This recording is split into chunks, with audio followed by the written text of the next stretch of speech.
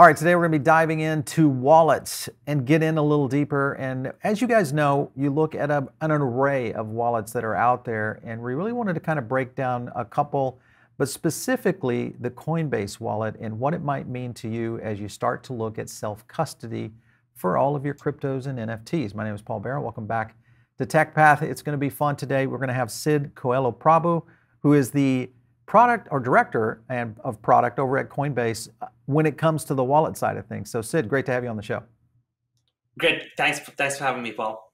Yeah, so let's dive in to the wallet, because I think a lot of people get confused on Coinbase and the wallet itself. And, I was talking to someone just the other day, they thought they had to have a Coinbase account to use the wallet. I said, I think it's not that case, but explain to some of our viewers kind of the differences, what makes the wallet so unique. Sure, absolutely. And we do get that confusion a lot. A wallet can mean many things in the space. Coinbase Wallet is our self-custody product. And so it's different than the main app. And the main app, or the original app, Coinbase app, was where most people have experienced going there to put in their personal information and a credit card and buy some crypto. Right. Whereas Wallet is it's a self-custody product. And so what that means is that in the main or in original app, Coinbase stores your private keys for you and keeps them secure. Here, it's a different user preference where users want to store their own keys. And so with Coinbase Wallet, you store your own keys on the app. And it's also our gateway to Web3. So everything you've heard of, from DeFi to NFTs to DEXs, all of that, you find that on Coinbase Wallet. Yeah, and I think as we see more and more interest in self-custody, I mean, obviously we've seen, the issues around the world right now that people are looking at self-custody even more. And some of the keys that when you look at self-custody, some of the challenges are always, well, how many networks does it have access to? What about the token array that's available? How can I store? What are some options? We're going to break into all of those things. I want to learn a little bit around the networks themselves, because some of them, when I was looking at my own Coinbase wallet, I see a lot of networks in there that I recognize, everything from Binance Smart Chain, Avalanche, et cetera, Polygon. What's the plan to expand that network or group of networks that are available in the wallet? Yeah, sure. So just for context, the whole Web3 world kicked off primarily with Ethereum, and that's where we've seen most users using dApps and DeFi and NFTs until about the last year. And then at some point, Ethereum became so busy and congested that the fees started to get really high. And that's when we saw a bunch of L2s and L1s that have emerged. And our users wanted access to all of these networks. And so we've already added support for Avalanche, Binance Smart Chain, Polygon, Optimism, Arbitrum, Phantom, XDAI. And our goal is to offer access to everything. So even today in Coinbase Wallet, if someone kicks off a new network, it's already available. And so you can use that network. You can either manually enter the details, or you can have, if the network itself, if the dApp itself requests access to that product or to that network, you'll just get a pop-up that says, hey, do you want to connect to this new network? And so it's really dynamic, really, really easy to use. Yeah, I was looking just here on the main nets, obviously Ethereum and so on. I've used the Binance Smart Chain, Polygon, of course, being in there. So I like that functionality. Talk to me about how I can work with Coinbase on acquisition of tokens and utilize my wallet as kind of the destination point. Is that something that I can use both on Coinbase Pro and Coinbase? Yeah, absolutely. So we really pride we know the fact that we actually have one of the top exchanges and on-ramps in the world on the main Coinbase app. And then our users in Coinbase Wallet want to be able to buy crypto to use them in dApps or to buy an NFT. So we've made that really simple. So on the mobile app, if you're in Coinbase Wallet, you don't need a Coinbase account to begin. So you can get started and you can use it anywhere in the world. Now, let's say you want to buy crypto. You can connect to your Coinbase account if you have one in one click. And in another 1 or 2 clicks, you can quickly buy with the payment methods that you've already registered and have that crypto delivered directly to your wallet. And so you can buy Ethereum, Bitcoin, any of the currencies that we support on Coinbase and transfer them over. And we're actually releasing that feature as we speak on the extension this week. And so we're pretty excited to bring that same really seamless, easy to use experience. The benefit is, we have, I believe, something like 90 million customers on the main Coinbase app. So there's so many users that already have Coinbase accounts, this makes their on-ramping into Web3 that much easier. Yeah. I've had, and I try, and of course here on the network, we try all things when it comes to crypto. We've probably had, a dozen different types of wallets out there. We've utilized MetaMask in various formats with some of our gaming projects, things of that nature. One thing that did happen to me with a MetaMask account is I had it hacked. And it took a significant amount of money from some of the tokens and projects that I was holding within that account. Talk to me about security and how you guys have addressed it. Yeah, so we take security is really top of mind for us. So I think the entire original business of Coinbase was around trust and security, right? It's a big part of our culture is to take security very seriously as one of the first principles. And so when we built the wallet app, even though we were no longer actually managing users' funds directly by holding their keys, we brought that same ethos and that same set of principles to the product. And so on the wallet mobile app, for example, we use Apple and Android hardware it's called a secure enclave. It's dedicated hardware that's designed to help you encrypt private keys. And you can only access it with biometrics, and it's considered to be, I think, like top of the line security. And we use that functionality on our mobile apps. And in addition to that, we're also trying to invest a lot now in giving users better tools to understand. So, there's different ways you can lose money from a wallet. One is where your wallet itself gets hacked. And so we've taken a lot of precautions to make sure that that's very hard to do. The other way you can lose money is if you sign a transaction that signs away your rights. So it's not the wallet getting hacked, but you as a user actually signing away your rights to your tokens because some scamster sent you a transaction to sign and you didn't really understand what you were doing. And we see that a lot. That happens with NFTs, that happens with tokens. That's top of mind for us. That's something we want to lean in, and we're going to be dedicating a lot of resources to figuring out how we can help users better understand what they're signing when they sign a transaction to reduce the chances that they sign away their tokens to a fraudulent contract that's going to steal their funds. Yeah. I think, security is going to continue to be a big thing that obviously we're going to see really kind of as a major issue as we see more adoption. Because right now, it is kind of the crypto native group that I feel is in the cycle, even though we have a lot of new people that watch our show every week. And, there's a lot of new questions of people just getting into crypto for the first time. But I think for major, especially critical mass adoption, when we get to that next real pump in the bell curve, security is going to be paramount. And I think whoever wins that space, especially in the wallet wars, so to speak, the one who comes out on top with security, ease of use, flexibility, obviously the whole aspect of self-custody, I think is going to be a big winner going forward for sure. Okay, so there's a lot of things that are happening within wallets. Let's talk about, there's so many different angles in which you can utilize cryptocurrency today. Let's talk about DeFi for a second. When you get into decentralized finance, there's the opportunity of earning interest and or APY or rewards. In all these different functionality, how will the Coinbase wallet be able to attach and benefit from some of those options out there? Yeah, so great question. And so we have a dApp browser, and you can go to any dApp in the ecosystem today. And there's so many different ways you can earn a return on your crypto and by depositing into these different dApps. And then what we saw that there was an opportunity to simplify the experience. And so about a year ago on the mobile apps, we launched the ability for users to very easily, right from their wallet app, see what the opportunities were on different DeFi protocols to deposit crypto and then earn some interest on it. And they can do that with and so the protocols that we integrated with are Compound, Aave, and DYDX.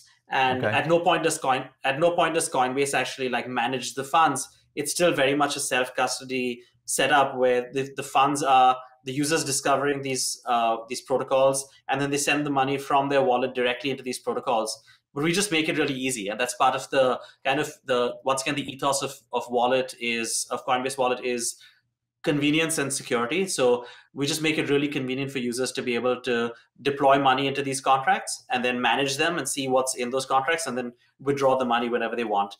So I'd encourage you to check out that feature. It's right on the home screen. Just tap a button and you're in.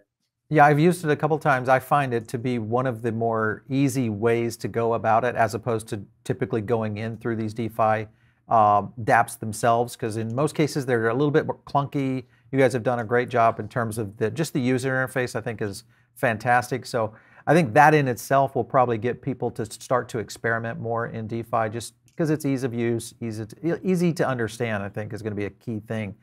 Yeah. Let's talk about when you look at DEXs themselves and the opportunities that the industry is dealing with around decentralized exchanges, what it means for self-custody, kind of that whole trend that seems to be starting to pick up momentum right now. What are your thoughts on the growth of self-custody? Do you think we're going to see more and more of self-custody requests and use cases in the future?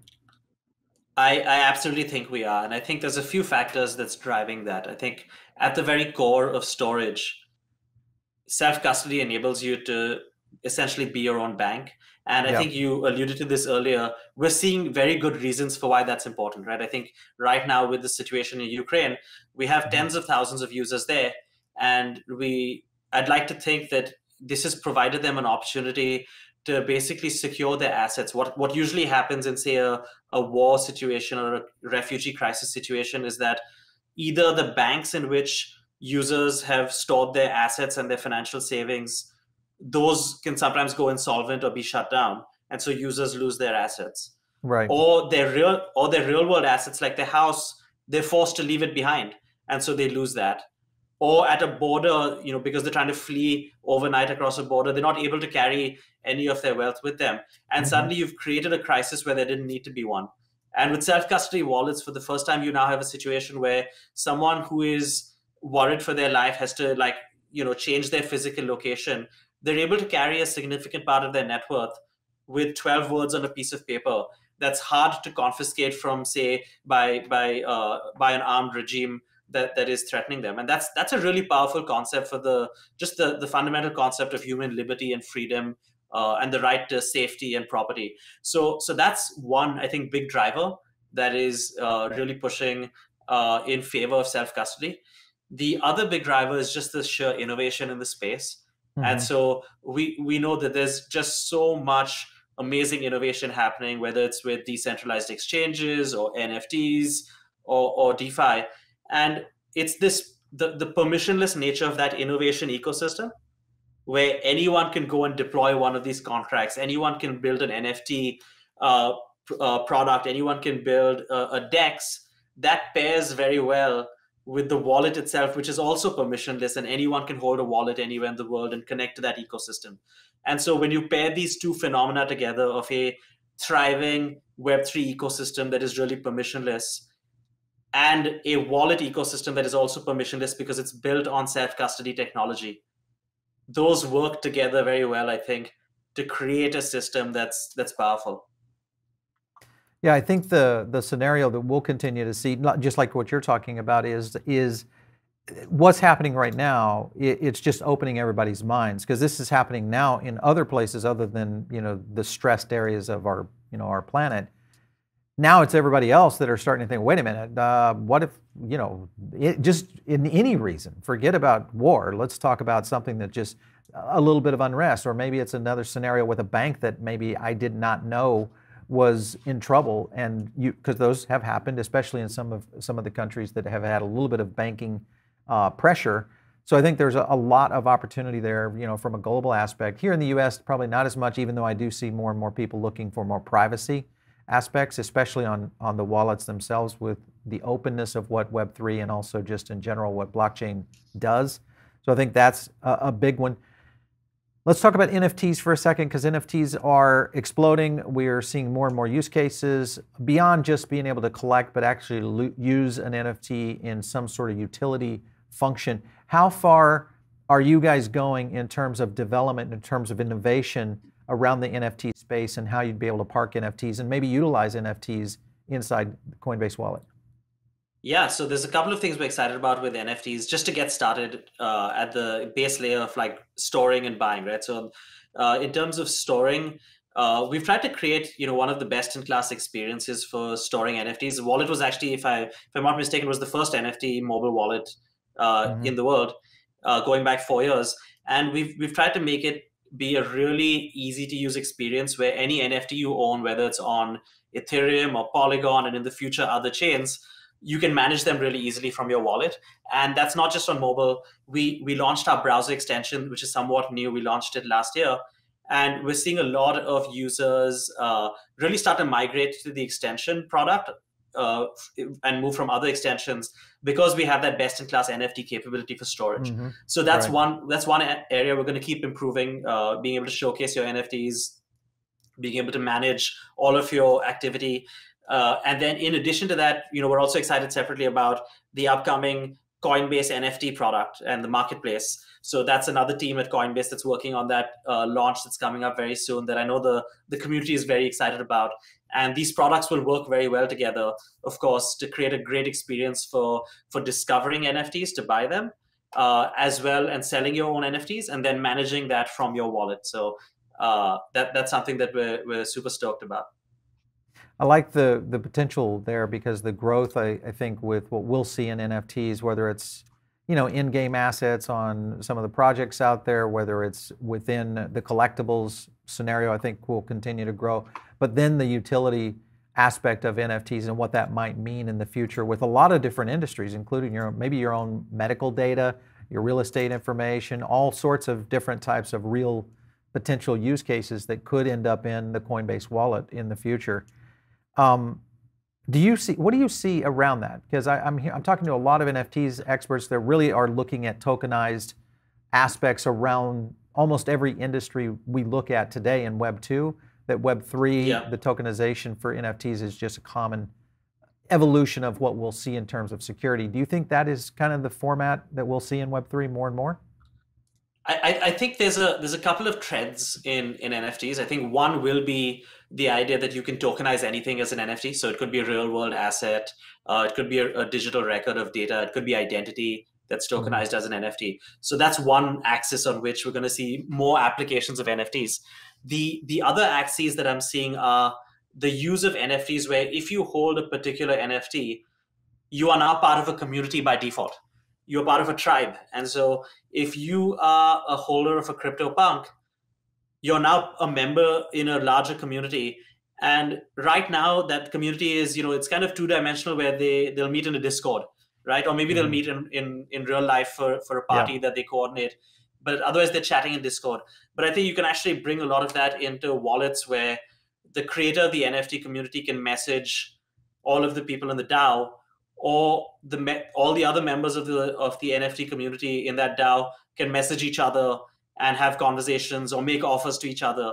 And a lot of that feels like it might become very native to wallets. And you can also, for example, you can follow other people in your community and you can see what they're up to. Or you can follow a community overall of NFTs, and you can track the latest trends and what other users in that community are buying, if all the holders of punks have now started to buy something else. So there's a lot of social and community dynamics that I think are going to shape what happens in the NFT space in the next year, because NFTs are a creative product, and humans are inherently both creative and social. And so I think the mix of those two is going to be very potent and interesting. Let's go into ERC20 or non-ERC20 networks and tokens, because you mentioned a lot in the pre-show about how you're going to look at on-ramps in the future. I mean, there's a lot of innovation you guys are kind of leaning in on. Tell us more. Sure. So today, Coinbase Wallet already supports Ethereum and all its associated EVM layer 2s. And our approach there has been to take it beyond what is existing in the ecosystem in terms of user experience and convenience. So if you, for example, if you go and use Binance Smart Chain or Polygon or Avalanche, firstly, you don't need to add it manually as a network. It just works. Like if it's a popular network, it'll just work. So for new users who are trying to use this network that they've just heard of, they don't have to think about it or think about what network am I on. It just works. Secondly, we have indexes that actually map all the activity and all of your token activity. So if you're familiar with using kind of the more traditional wallets, you've actually got to manually add tokens on these networks, right? Mm-hmm. And that's a pain in the butt. With Coinbase Wallet, you don't. We map all of your networks, your NFTs, your tokens for you. So when you're using Polygon, for example, if you add a new token into your wallet. It just shows up if someone sends it to you. In addition to those EVM networks, we support Bitcoin, Bitcoin Cash, Dogecoin, XRP, XLM. And so we've tried to be a one-stop shop for any of the assets that you want to use. And we have a pretty exciting roadmap up ahead of there's some new networks that a lot of users are using. And I can't name names for now, but we're excited to add support for more networks in the next few months as well. I was looking, okay, so let's talk about staking, potential yield gains, et cetera, different types of applications right now. A lot of people are playing musical chairs, it feels like, with exchanges, trying to chase down the greatest USDC or Bitcoin, reward, on different platforms out there. So when you have that kind of thing happening, but yet at the same time you still want self-custody, it's self-defeating because you obviously have to give those up. You're no longer in self-custody. What are your potential future innovations that we could see around yields and staking within the wallet? Yeah, so I can't speak to exact specifics of what we'd launch, but I can say that there is a role of a wallet to help users discover these opportunities more easily, to help them aggregate their balances when they're in different places, right? So you put crypto in all these different contracts. You need one place to be able to monitor them. Similarly, you need also to be able to learn, like, hey, is there a better opportunity for me? And those are all things that we're keen to be able to help users out with and help make that a more convenient experience. Yeah, I like the idea of what that future might look like, because I think it's going to be kind of a little bit of a interesting place as we see more and more innovation in that. When you look at non-ERC 721 NFT integration, let's take Solana as an example, potential for advancements in that area, because we could see more and more of that in terms of the NFT space. Yeah, totally. I think we're seeing a lot of activity on Solana. That's one of those opportunities where, we want to go where users are. And if users are telling us they want to use chain A, B, or C, that's where we'll go. We don't have a strong, we believe strongly in neutrality. We believe in user choice and freedom. And there's always bottlenecks, of course, just on sheer engineering and development resources that limit our ability to give users everything that they want. But our users have often give us feedback, and that's how we choose where we want to go. So I hope that in the future we might be able to support whatever chains users are using. Yeah, for sure. Let's talk hardware wallets. Now I've got a great software wallet in my phone, but at some point I want to take that off the phone in case this thing and I forget my seat. You get all those scenarios that come into play, but I'm looking at maybe a Nano X, or I'm looking at something like a Trezor, just different hardware wallet options that are coming out. How will you guys integrate with those in the future? Well, not in the future, actually. Excitingly, last week we announced support for Ledger. So we just went live with support for Ledger wallets on our Coinbase Wallet extension. And so that's something that, and we also, we tried to, as we always do, like for us, the focus was security and convenience. So we think it's one of the best experiences actually to manage your Ledger wallet and use dApps. And so if you're watching this, you should go check out the Coinbase Wallet extension where we just added support. In the next quarter, we'll be adding support for more popular wallets, including Trezor. So that's also in the works, and we'll be rolling that support as well. So I like it. That's good. Gas prices, if I'm sophisticated enough to really kind of understand that, and I'm out there using a Coinbase wallet, that may matter to me. If I'm not in, say, a layer 2 transaction, what are your potentials of being able to look at gas price monitoring, gas effect within the wallet itself? Yeah, that's something, it's in our backlog of things to do. And, Paul, to be honest, I always think, do we want to build a better horse, right? Or do we want to jump to the next generation of technology? Right. And so similarly, I want our users to be in a world where they're not thinking about gas prices. Gas prices today, they remind me of the dial-up days that we grew up with. Where you were on this really slow modem and you really were concerned about how fast your MP3 was going to download, and you were watching it for 20 minutes. And so we have something of that analogy going on right now. For us, we might add gas price monitoring, but what's even more important for us is to get users onboarded onto the next generation of fast, scalable networks. And so at some point, Ethereum itself will become a fast and scaled network. But in the interim, there are EVM compatible chains, there are side chains, there are layer twos, there are new L1s. And not only are we've added support for those, so that's like Avalanche and Polygon, Binance Smart Chain, we're also building on-ramps into them. And so in our ideal world, today a user basically has to buy crypto on mainnet. So they buy Ethereum on mainnet, and then they go to a bridge dApp, and then they transfer the funds over, and that probably costs them $30 or $50. And then they wait for like 5 or 10 minutes, and then they get to start using that L2. At Coinbase, we don't think that's the best approach. We've already announced this. We're going to be building direct on-ramps directly onto L2s. And so the first one we're launching with is Polygon, and that should be arriving in the next quarter or so. And with that, you'll be able to take your Coinbase account and a payment method you have on Coinbase and directly purchase crypto that gets delivered to your wallet on Polygon. And so the fees will be low, right? They'll be sub $1. The amount of time it takes will be, a few seconds instead of a few minutes. And that's really going to be a game changer for the space, because users are going to be able to do fast, cheap transactions, and a lot of them. And we'll start with Polygon, and then we'll add support for all the other popular layer 2 networks as well. Interesting. So you'd be using the Coinbase account really just as a gateway, right into the wallet itself?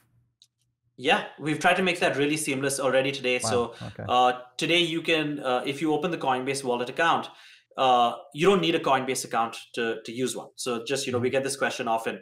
The Coinbase Wallet is a completely separate app, and you can install it and get started in 30 seconds.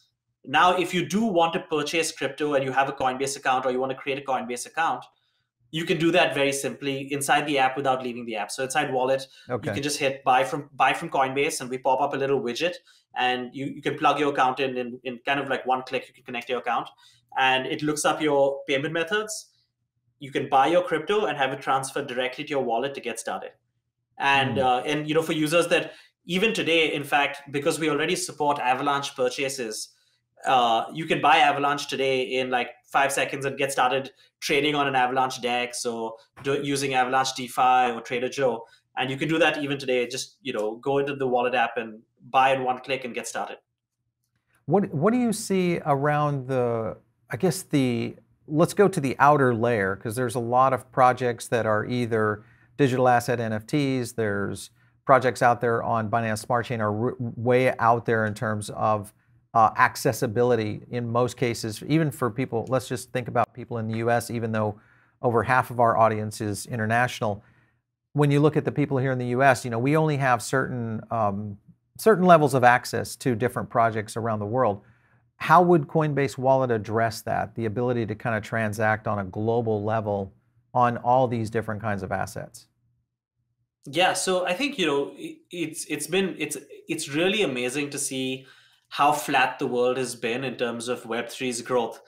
In the past, you would usually launch a company in Silicon Valley, and then you would spend a few years kind of building your market share in the US, and then you'd see growth in other emerging markets, and then you would go and launch in those countries.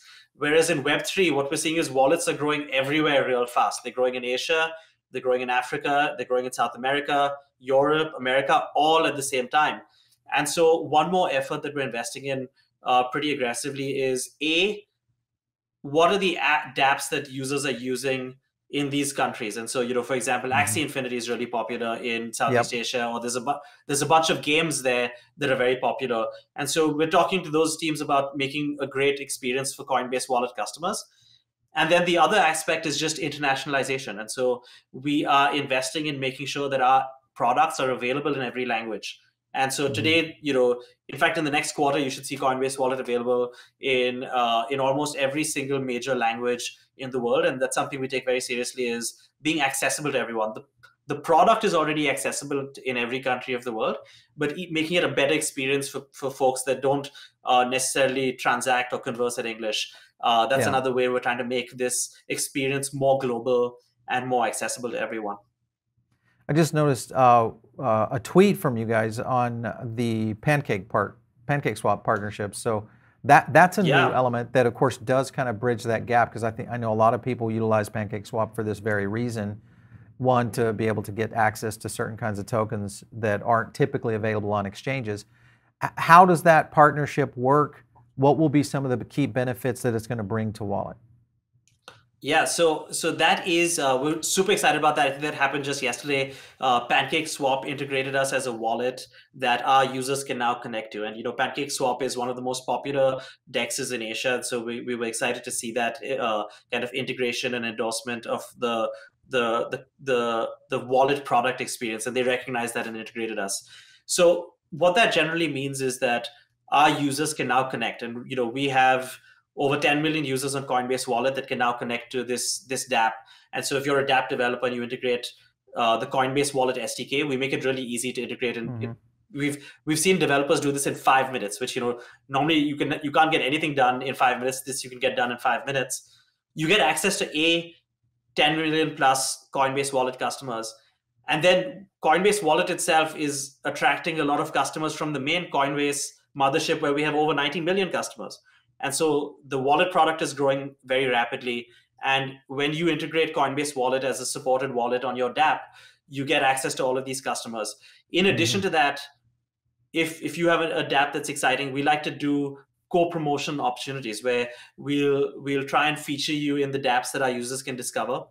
Or we'll try and do a podcast, or we'll try and do a session where we talk to our users about your product and try and give, help our users discover all these cool new projects that are happening and being built in Web3, and really give these entrepreneurs a platform so Coinbase customers can discover their products. Yeah. I was reading we did a story on ETH and just the growth of Ethereum, some of the things that are happening. We saw a story that you guys were talking about. Coinbase says staking rewards are going to double this potential in the future, around the evolution of where ETH's evolution to proof of stake versus proof of work is going to go. How if and when that does occur and we start to see yield opportunities within, say, Coinbase, will any of those things migrate over into my wallet? If I did have a big pile of Ethereum in Coinbase and I did want to self-custody it, would I be able to get yields on that? Yeah, so we'll have to see how exactly things play out. But generally speaking, on Coinbase Wallet, because it's a decentralized product, we either let you move your funds over to the Coinbase product where you can get those yields, and that's really easy. It's like a one-button transfer over. Or within the Coinbase Wallet product itself, you can deposit to decentralized pools. And so right today, you can do that in the dApp browsers, that you could go and you could find a decentralized staking pool and earn your staking rewards there. And in the future, we might make that a more simple integration. And so the DNA of Wallet is generally to be on the more decentralized side of infrastructure and of service offerings. So we're more likely to integrate, say, a decentralized product that's available to everyone, but then also make it very easy for you to hop across the bridge and go to our traditional product where we have the convenience and the simplicity of that experience. Yeah. Sid, on to just a couple more questions, but you look at the growth of where just blockchain, crypto in general has come in, at least in the mainstream public eyes. Once you step outside the United States, I think we see more adoption. US, of course, is a little bit slower, but we are adopting at higher rates in terms of overall volume and capacity. What do you think is going to be the big thing that helps move the needle on major adoption in this space? Yeah, I think there's two or three things. I don't think it's one thing. I think it's a combination of like a virtuous cycle. I think the first is ease of use and onboarding. So just making these wallet products really easy. So for example, a big effort for us is, can we introduce users to all the wonderful things in Web3, or take the most exciting things that people are already doing in Web3, like getting an ENS or doing a DEX trade or buying their first NFT, and make that dead simple for users? So can we just make that on-ramp, which has been a little bit rocky, like maybe a 10, 20-step journey so far to do your first Web3 action? Can we make that simple? So the simplicity of the experience is one. The second is the scalability. And so to be perfectly honest, Paul, I cringe when I see a $50 gas fee, because I know that's not accessible to the world. That's not, right. You can get the first 10 million users that are nerds or very wealthy, but you can't get the next 100 million or a billion people to pay $50 for transaction. That's a lot of money in the US, and it's a ton of money in other parts of the world. And so that is being solved as we speak. So you see scalability. So we had convenience, then you have scalability and kind of speed and low cost transactions. And then I think you have security, where we see a lot of newcomers to the space. They lose their funds for a variety of reasons. And so what can we do to help improve security? I think that flywheel of convenience, security, scalability will meet a really exciting value prop. So you're going to have a Yeah. game the whole world wants to play. You're going to have the Fortnite or the Roblox of like crypto or Web3. Maybe it's a metaverse app. Maybe it's a game. Maybe it's a really fun finance app or something. We don't know what it is. Mm-hmm. But once you have these foundational picks and shovels of like ease of use and security and scalability, and they meet a really exciting value prop, that's when I think everything is just going to 100x. We're going to have a year where suddenly the whole world is suddenly using crypto. Yeah. And yeah. I think we're there. We're like the I think you can see the sparks. And Yeah, it's it's going to be interesting. Yeah, last year I thought was a very productive year for crypto adoption. We saw a lot of new, not only institutionals, a lot more people talking about it for the first time, a lot more mainstream news coming into the space, and definitely more structured finance globally to really kind of flow in that. But already here we are just in March, at the 1st of March, and we've already seen even more sparks than what we saw last year, which was already a big year with Bitcoin in its all-time high. So I think you're dead on. I think we are in for it. I hope it's 2022. It could be 2023 before we really see an uptake here. But I think we are very close to a new world when it comes to finance and being able to manage all this in Web3. So it's going to be fun. Listen, Sid, it's been great having you on the show. Lots of good download here. I'm going to keep a very close eye on you guys' development because I think there's a lot here to learn from. Thanks so much for having me, Paul. This was great. You bet. Excellent. All right, you guys are listening in over on the podcast right now. Thank you so much for your kudos over there. Whether you're on Spotify or iTunes, you're getting the audio experience, and that's great. We love that. But the number one thing to do is jump over here to the YouTube channel. This is where you're going to get all of our analysis, our interviews, a lot of our C-level interviews that we do on projects around the world, all right here on the YouTube channel. And all you have to do is jump over here, search Paul Barron Network. You'll find us. Make sure like a few videos and subscribe to the channel because it's going to give you updates and all that good stuff. And of course, if you want to reach us, do it out on Twitter @Paul Barron. We'll catch you next time right here on TechPath.